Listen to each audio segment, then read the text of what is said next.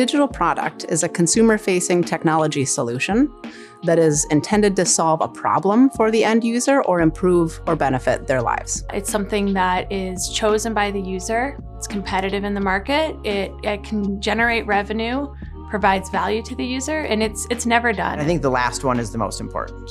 You need to continuously be making improvements.